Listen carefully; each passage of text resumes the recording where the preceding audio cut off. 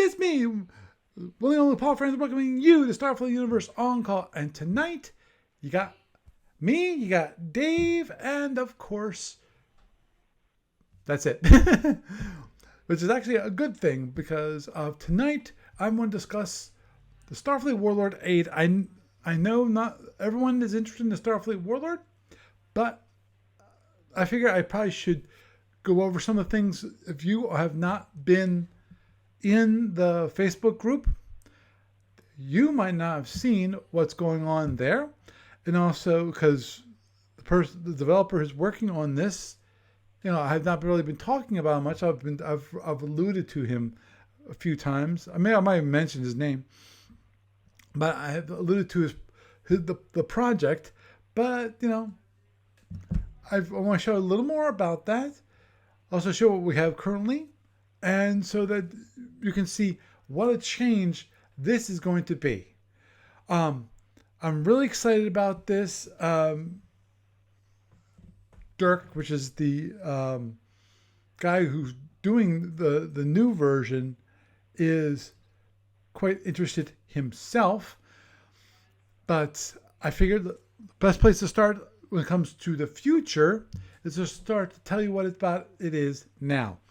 Now, given that, if you look on your wonderful, beautiful screen, just don't mind me, I'm just going to minimize this. I should have done that earlier, and I apologize for not doing that earlier. Boop. So, this is what it looks like. What you do is it's an application that you download, install on your machine. Now, there's another one, which is the old version, which is DOS based.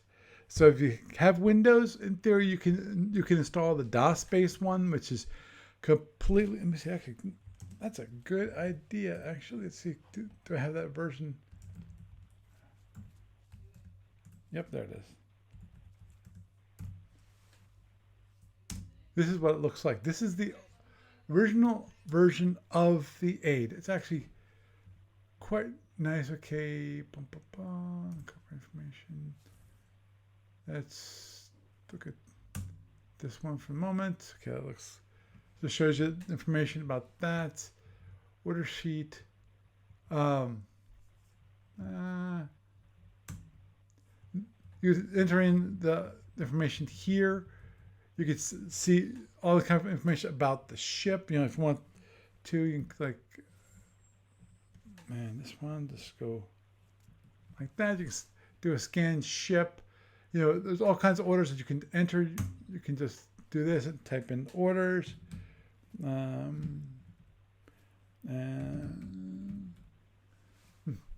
And so forth. You keep on doing that. You can clear the moves, and it's gone. And then after you're all done entering these orders, what you do is, you get out of here, go to the order sheet, and then you'd create the computerized, boom, boom, boom, and it then generates the computerized sheet. But that's the original one that was done many, many years ago, and to the point where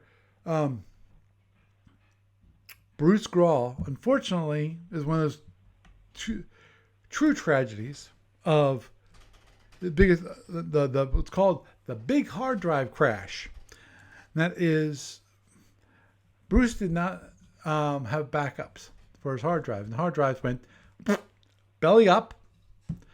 Everything that he was working on at that time was gone. Actually, he did have some backups, but obviously because we still have the Starfleet Warlord. If he didn't have any backups at all, he would not even have Starfleet Warlord. It'd be gone in history. So let's just close that. Okay, that's what the DOS version was. Now, and that's, you can still, as I said, if you're Windows, you can still run that. And as in this case, the Mac, I'm running it under DOS box, and it runs perfectly fine. Obviously, took a couple of settings when it comes to the environment variable, so it works properly, but it works great. No issue. If you prefer a text-based UI, there you go. Now, for a more of a GUI approach, we've got the Starfleet Warlord Aide, which I created many years ago. Have not done much work on it for a while. The one thing I have planned on doing, which is have some people log in and get their orders from that. I've not really kept up on copying people's game files up to the server and so forth. So that doesn't really work. So I would never recommend anyone do that. Running it, but you can run it on offline mode. And what you do, you'd open up whatever game you want, and obviously, if you want to, you can delete games so they're gone. You no longer see them. But when you get what you would do is when you get your game file, you go here and you do import file, and then you find your zip file, and then you click on that and open it up, and it imported into the game that was here. Now, it could be a new game, or it could be an existing game. But just importing the game file itself actually tells you what game it belongs to. So that makes it, in my mind, it makes it really easy to get started. Normally when you first start up a game, you'll get something like this. It'll ask you to enter in your player name.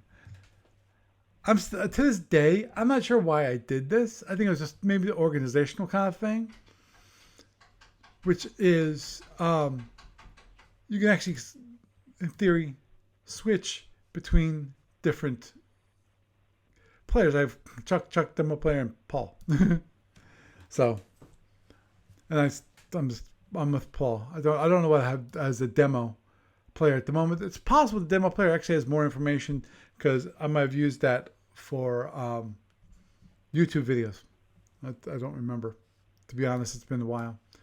But okay, this is all the information about the current ships that you have. The name of your ships, the ID, which as you saw in the DOS-based one, actually it's 3 different columns, which is you have your Empire. C means civilian. That's what's considered the Empire.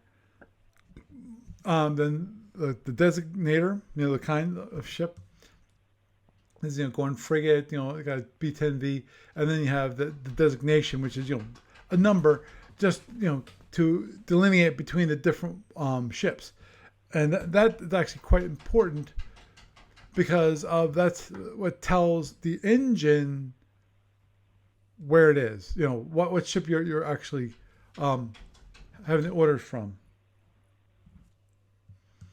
So you can see the strengths, the offensive, the defensive, the hit points, and the speed.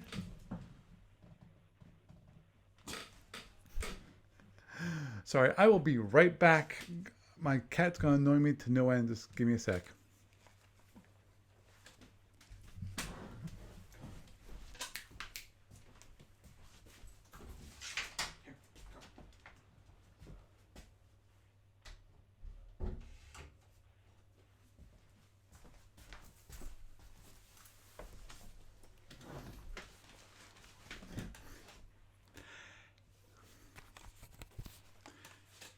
And I am back. Sorry for that quick interruption.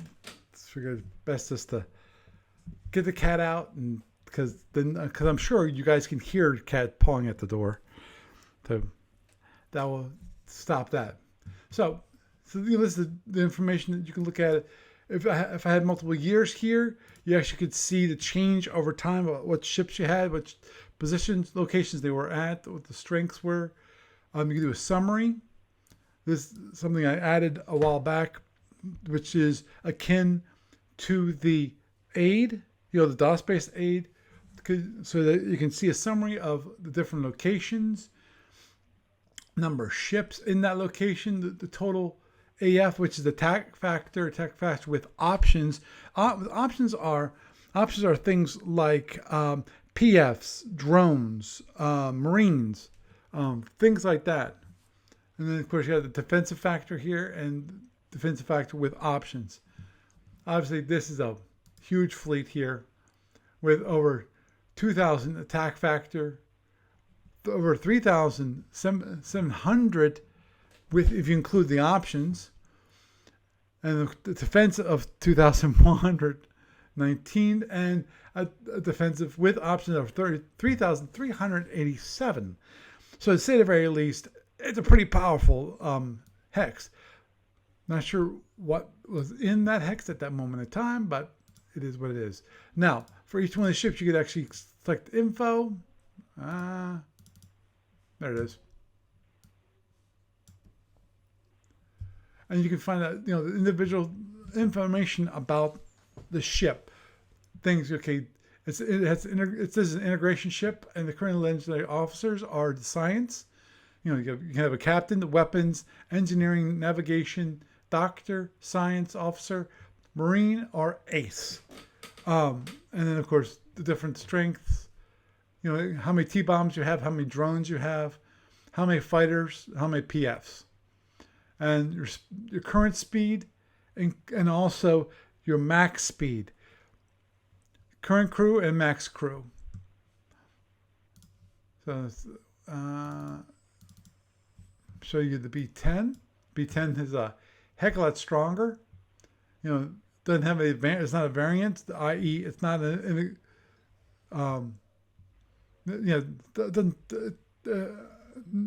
have that stuff. But you can have a maximum of 24 fighters, and there's only 21 right now. 3 T-bombs out of 6. This is weird. 16 drones out of 0. That's not quite right. 16 speed and commandos are 0. So this is all information, including, you can see MRS or prime team. Those are options that you can buy and add to the ship. And then, of course, you go to the orders, and you can see this. This is the orders for this turn. Don't mind me. This one is junk. I was testing out to make sure that the link one actually worked, because of one of my players mentioned, the link doesn't work, and I was like, okay, I'll work on it this week. And I come to work on it, and come to find out I already fixed it. It tells you, how long it's been since I actually worked on it last. So, okay. So, with, and you can do the same thing. You can go here, and you can enter in your orders. 05. And, oops, 0906. 0907. Oops. 0907. It's important. And oops. Obviously that's an invalid move, that's why it's red. And 09. Oop. 0908. So but that's nice little features. Obviously you can type in your different orders. Like, a purchase order for a ship. Then give me an Andromedan. Give me over here. Give me a Dominator. Okay, that's good. But it's to say if I try to go purchase a ship, Andromedan CA. Well, there's no Andromedan CA. So what happens? It stays red. So that's that verification step that says, okay, is this a valid order? And that's one of those things that, in my mind, is quite useful for players. The idea being is that it will limit those orders that are completely and utterly invalid. There are some orders which I'm still working on it when it comes to validation, because of that's the problem with any program that validation is really hard. Especially if you've ever seen Starfleet Warlord, some of the validation is very hard. The hardest that I've ever seen is for the messaging. Because you can add a message that you can then send out to everybody, or you can send out to a person in this sector. If you don't know where who is in that sector, that's always a good message to send, because of, instead of asking around, like, hey, are you in this sector? Oh, are you in this sector? Are you in this sector? You know, that which might be a bad thing overall, and people find out, okay, where are you? That might not be such a good thing. So. But we have that, that validation there. Now when it's all done, you just click save, and it'll go, okay, save the orders, boom, saves an order file, just like the DOS-based Aide. And if you want to, you can say, oh, I really didn't mean to make all those modifications. Just click discard, and all your changes that were here are gone. That happens. In my mind, that would happen if you would actually enter in your orders, change your orders, and go, no, just throw it all away. I won't go back to what I had previously. So when you close that, when you close it, automatically will save it. But if you click discard, it will blow it away. And then you can view the reports here. This is the text-based report, so you can see everything here from, where the positions are, where the this is your sites, what you heard on subspace, the action that occurred, in this case, did exchange of 600 or for FP. And of course, there's a tax involved in that when you convert between multiple things. Then you purchase a couple X ships here, and looks like 3 X ships, and then bought also a BF, a fast BF. I don't remember what BF is. Been a while. And then you can do the scans and so forth. And of course, it's a diehard game. So what it is, you can actually select your own events. And here's this is a kind of example of what you would actually see when it comes to the results. Okay, terrain here, the sector special, it was that. Well, it looked like the Sith Lords might actually hold out and save the besieged site, but in the end, they lost. 4,572 points. That's a lot of defense. Thrown at them. No, that was the offense thrown at them by KGB. All the defending ships, which was just a star base, and a X cruiser, were destroyed in one round of battle. Big surprise, because he basically completely overwhelmed them. So this kind of report sheet that you will see. Now, you can actually in here with the scans, this actually what this will show you here it would show the scans that currently have been completed and have been imported into the Aide. I'm sorry for those of you not on the video. I totally forgot that it's not gonna be really a good podcast. I recommend either go to YouTube or go over to twitch.tv and you can watch the video there, because this is going to be a very visual one. So just to let you know, I know it's a little late. It's like 20 minutes already into the podcast, and now I'm mentioning this. I apologize, but the whole idea of these aids is to help people, because there is one other way of doing it, which is you can actually take. I'll show you. Let's bring up the report. Now you can take this report. What you can do is print out this part of it. KGD, actually there are individual PDF files which come in the email that gets sent out. This one will show you all the orders, including the number of lines for additional orders that you want. Now, you can then take that, print that out, you can write it on the sheet, and then you can either fax it to me, scan it in, and send it via email. Actually, I do have a CSV file too that I included, so you can actually enter the orders in via CSV file that I can I've got a converter that should work pretty well.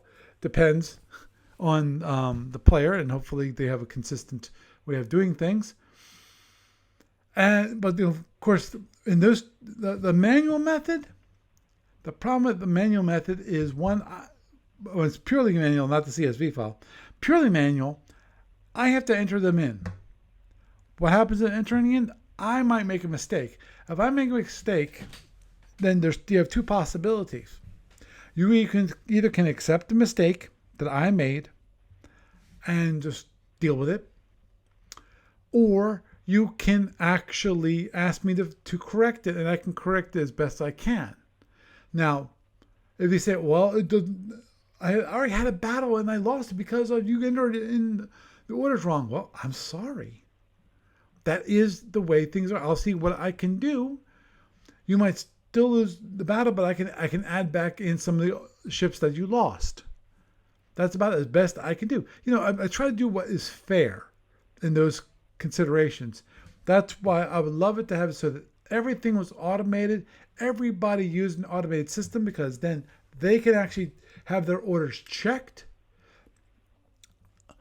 I have no blame when it comes to entering wrong orders. And then, of course, there's the additional hassle for me and, of course, for the player, that what can happen because of those mistakes. Because here, remember one thing about Starfleet Warlord as it stands now. If you've ever played Starfleet Warlord back in the day, when Bruce was running it, or there's another person who was running it in Europe. I forget who that is. And I apologize for not remembering your name, because I think Bruce told me one time who used to do it in Europe, and that actually got shut down. And obviously these days, play by email, you can have people in Europe and actually have them play. Now, do I actually see any players from Europe at the moment? I don't think so. But anyway, getting back to the difference. Back in the day, what Bruce would do is he'd get the orders and he'd run them in the order that he received them. That's one of the things that I changed when I took over. When I took over, I went, okay, that to me is completely and utterly unfair. And also then they had this what's called a double move. So that if you got your orders in last, and then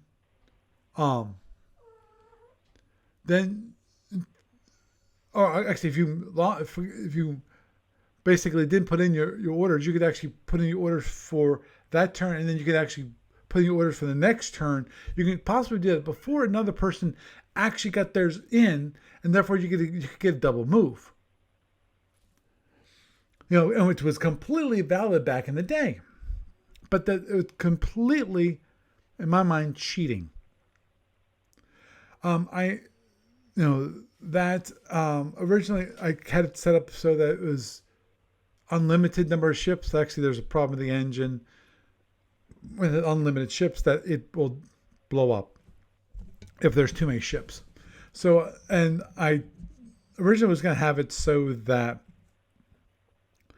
when you enter in your orders, if you had so many pages, when it comes to, these were manual orders, you pay more. But then I thought about that. It's like, that is unfair for those people who can pay the extra money, and those compared to those people who cannot pay the extra money, just to have it so they can have more ships. So, okay, fine. We're going to stop this nonsense. I increased the maximum from 200 to 250, and now all games play with a limit of 250 ships. That's so that everyone has a limit of how many ships they can play with, and they actually have to manage that limit. That's another one of those things that it adds to me flavor to the game. Now, in theory, there is no limit to the size of your fleet, though there kind of is, because the size of and if you're talking about a real system, one that takes it into account economic factors in addition to the number of ships, because if you can't actually maintain that many ships, you actually should bring the number of ships down or limit the number of ships you have. But most people, they don't have to do that, and economically, when it comes to Starfleet Warlord, there's no economic pressures, and more importantly, most ships, when it comes to SFB themselves, usually that is limited, and that's limited by command and control. Those systems that actually allow you to, sorry, my cat. I have 2 cats. Actually, I have 4, but that's neither here nor there.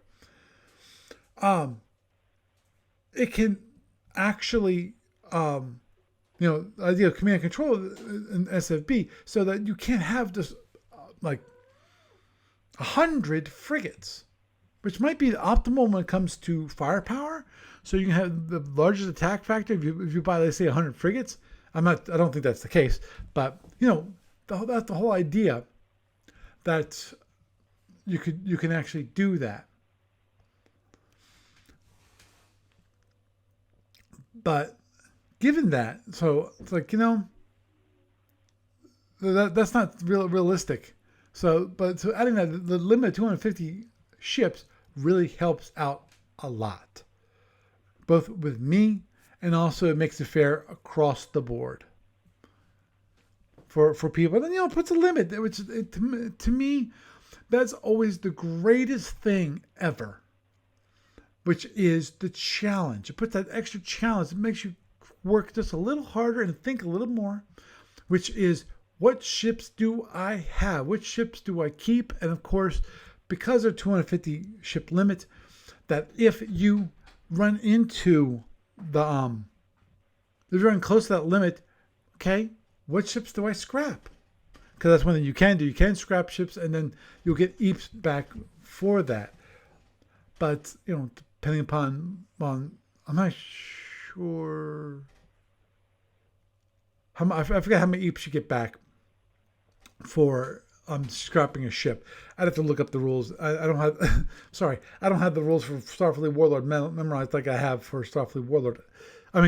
Starfleet Battles. Starfleet Battles, even those I don't have memorized, but I have, I know them a heck of a lot better than Starfleet Warlord. Because I played it as a test once, so I don't know all the ins and outs of Starfleet Warlord rules. Now, given that, the Aide here, the idea is it helps you to enter those orders, helps you manage the games that you are playing. So let's just quit out of this one, and what I want to do is switch over to my Firefox browser. Now, my Firefox browser, Dirk Benjamin Johnson, this is the guy. He's based out of San Jose, California, and he's implementing a web-based Warlord Aide. Currently, the way it works is that you import your game file, and then after you import your game file, then it can manage everything. So currently, there's no connection directly between him and me when it comes to his website and my website, except for that he basically has created a Starfleet Warlord 80, which is web-based. This is, change things up so that you can see a nice. Currently, if you have a sector map, it shows you a plain, ordinary black and white sector map. This one's not better. It's a lot more colorful. Now, currently, this is old in that, if you notice here, for empty spaces, which are ES, it actually has ES in the hexes. And the one thing that I talked to Dirk about after this, actually it might have been before this, just that he hadn't gotten around to changing that, which is, these need to be gone, the ES, so there's just empty hexes. And then have it so that if you see here by the different colors are different types of terrain. For this one, see, you got empty space and then nebula, which is basically, so all these hexes are a nebula hexes. And then you have SC, I forget what SC is. And, and that shows the different kinds of terrain. And they still have the lettering here for those who don't know what the coloration means. Actually, I recommended to him so that he might want to have a legend, so people know when it comes to these, okay, what color means what kind. Now, obviously, you can figure it out by this, but I can see a day where people don't want these abbreviations; they just want the colors. But of course, those people who are colorblind, you're gonna want the letters, because that's the only way you can know, because you'll just see that it's gray, gray, gray, gray. The only thing you'll be able to tell is whether there's a terrain in the hex or not. And that's it. Now, as you can see here, this actually, the circle shows a hex that has ships in it. And that ships, here's a fleet information attack factor for that fleet. And of course, obviously this is only made up of one ship, and you kind of can see that. You can click on ship view. The whole idea is that you then would see the different ships.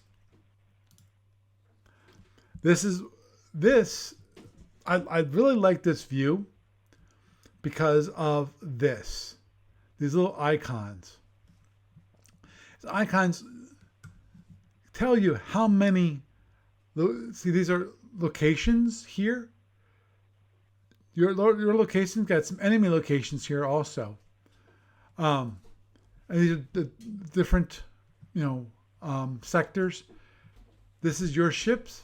This is a hex. Sorry, a sector where there's enemy ships. And this has a listing of all your sites, as you can see. They're all here. Actually, I thought there was enemy sites. I think it is. And it splits up, the ships and sites, and then announcements, ads, which they're not ads as in, go, sign up for whatever website. These are the quote unquote ads that are part of the Warlord turn. Those ads are actually useful information to tell you about some deals for for buying things.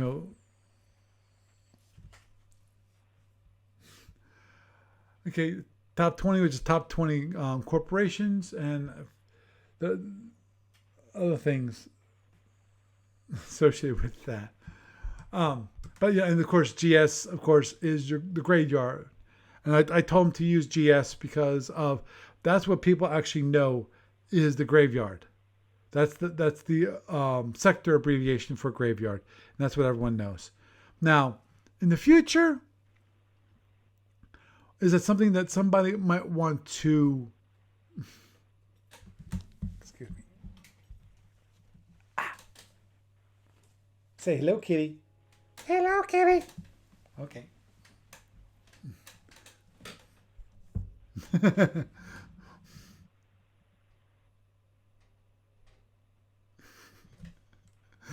Now, now, which shows different kinds of empires and federations, Zinni and so forth, what they're described as, and these are your ships. The kind of ships that are actually, this is the kind of ships that are available. This is like the a reference sheet of the different ships. You have New Strike Carrier NCA. This EAPS is 128. The year that their availability is 175. Speed 4 variants BA. There's actually one thing I gotta make sure I point out to Dirk, which is make sure that no Kitty wants to play my cable.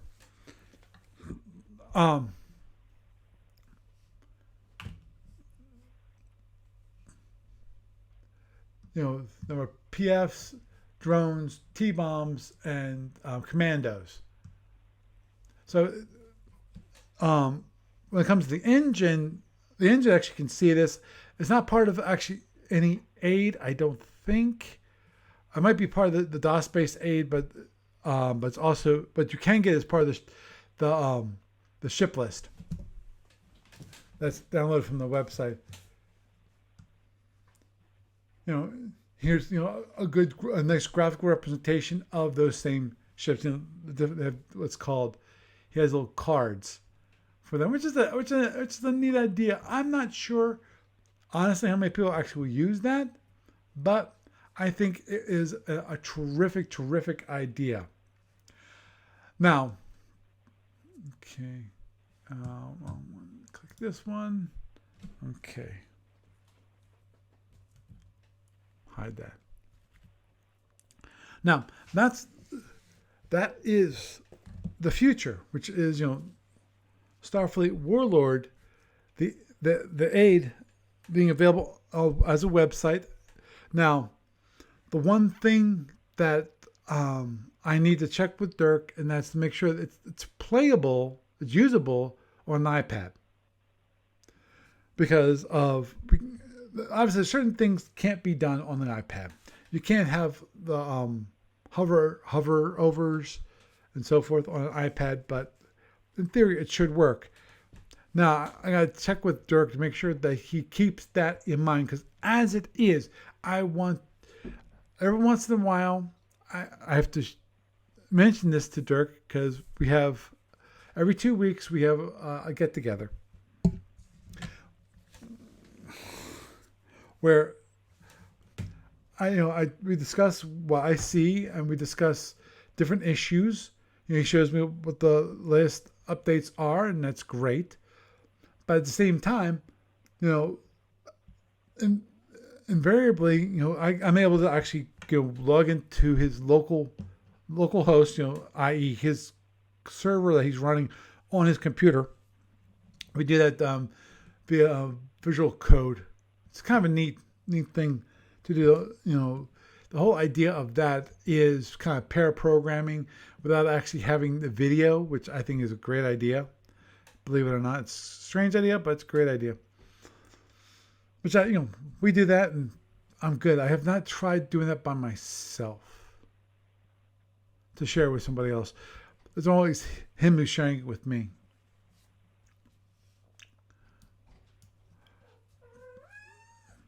But anyhow, the one thing that invariably I run into is that his developers have a nasty habit of working with just Chrome. It's like developing for Internet Explorer back in the day. Saying, okay, well, it's the most popular. Why isn't everyone just using it? Well, there are HTML specifications. And as long as you go by the specifications, in theory, it should work just fine. Now, there's some little tweaks here and there. The important thing is not to tie yourself to functionality that's only built into a single browser. Because if you do that, then you're going to tie yourself to that browser, and anyone who does not have that browser will not be able to use your service. For example, This guy. This guy is an iPhone. And even if I had an Android phone or Android tablet, yes, an Android tablet, you can actually install Chrome. But Chrome is not the only browser. You know, when it comes to even a mobile device, you've got Firefox. Actually, Edge now is Chromium based, so same thing. But and now, of course, the iPad and the iPhone, that's Safari. So you're going to kill the whole, possibly a good bit of the Apple market, because the whole idea here is not just to have it so it's web-based, but to expand the actual platforms that are now available for use for people who want to play Starfleet Warlord. And then part of that, I have a vision going forward. Now, the top part is focusing on that vision and putting that to fruition. I have done quite a bit of work on it. I just haven't, it's been here and there. Depends upon what I deem as the most important thing at the moment. And, since it's long term, I doesn't always get, today's work.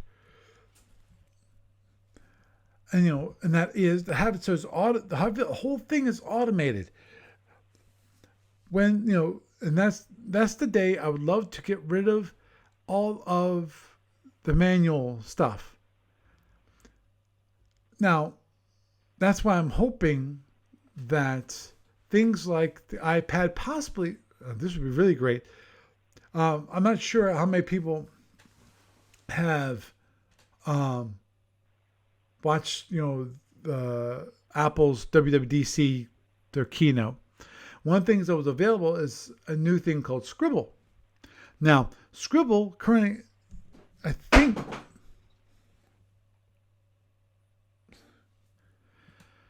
a cat knocked down something from the shelf. Great. I have to look at it and see what he knocked down. But anyway, Scribble allows you to actually take a pen and write in a text field, and it will be converted into text. Well, this is an iPad, I'm not sure if it's available for all. I have to take a look, see at that. Let's see if obviously it works with Apple Pencil. I'm not sure if it works with other things on something other than iPad Pro, or even I think the 10.5 non-Pro might work with a pencil. And in fact, I'm pretty sure it does work with a pencil. Actually, I think even the iPad, the cheap one, the 329, also works with the pencil. If I recall correctly, I could be wrong on that one. But anyway, the point is that if that's available, then those people who like to enter in the orders by typing them in, going after my mouse, a cat going after my mouse. Actually, not this one. I got another one over there. Next to on another computer. There's actually two computers in this small office. But just don't even get me started on that, because I think about that every once in a while, because before we moved in here, for those who can see the video, they actually had a person before us set up this as a downstairs bedroom. And it's like, this is definitely not a room for being a bedroom. It's more of an office space, and that's what I've been using it for. And it works great for my office space. But anyhow, getting back to Starfleet Warlord. So that's the whole automated, and the vision going forward is to have it so that people can actually run, and hopefully, these play games. Some free games that can be run in automated fashion. One-player games, I call them learner games. Basically, it's a 3x3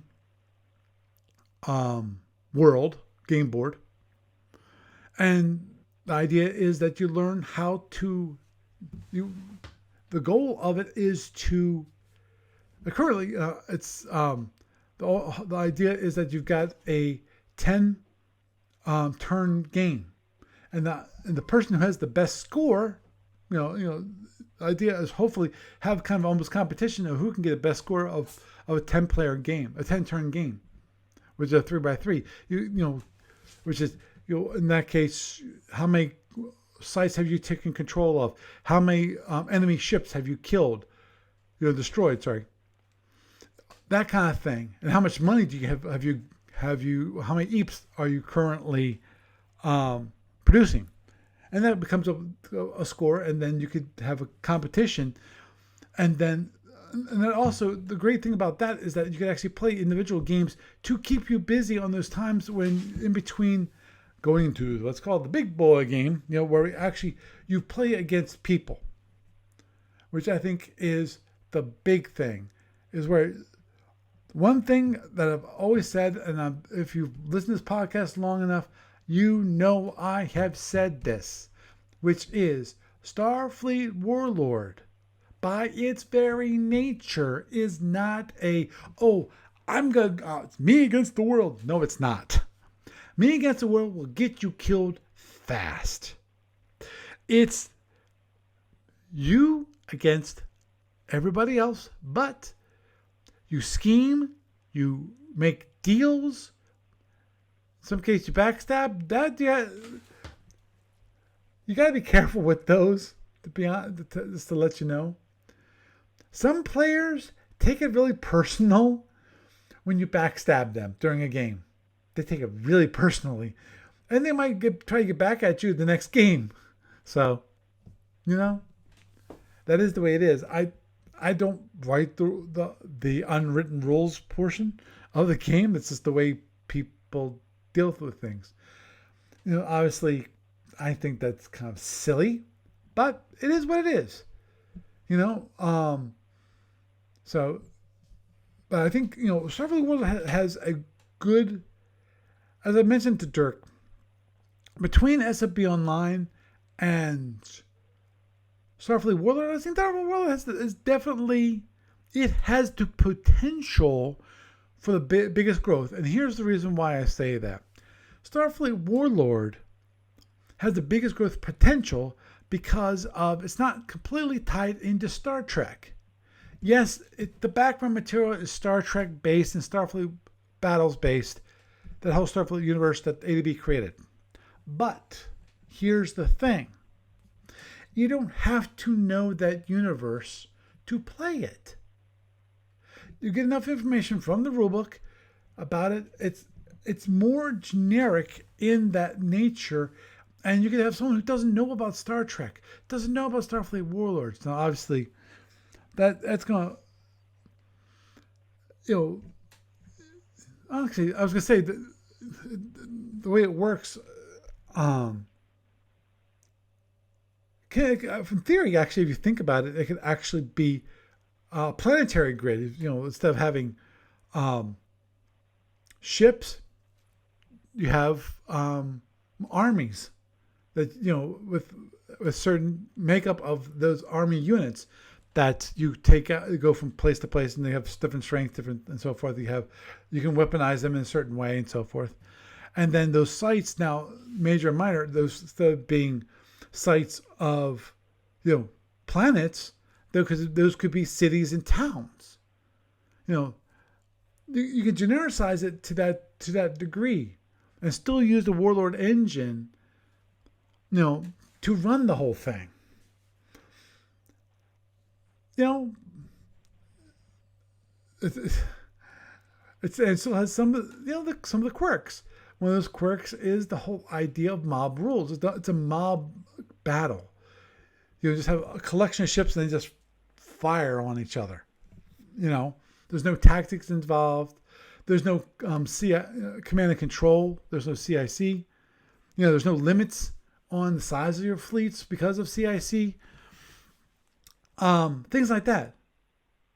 So in some cases it makes it completely unrealistic. Well, that's just the way Starfleet World is. As I showed you earlier, with a huge 33 ship fleet. is absolutely humongous. Obviously not as large as some, because we just saw that one where it attacked, it was over 4,000 was the attack force, which means possibly some of them got destroyed or at least damaged. So the attack factor was decreased. So, even for that one battle. So, actually, so Starfleet World has a bright future, and it's really awesome. I can't wait to see it, see how Dirk presents it and how people play it.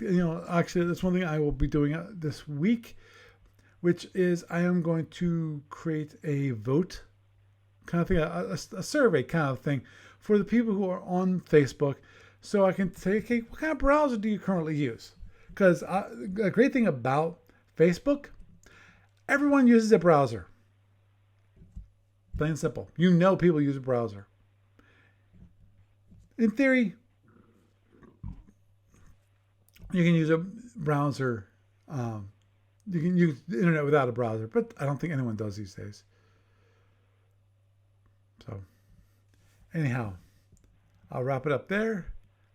So, I am Paul Franz, and I bid you a good night.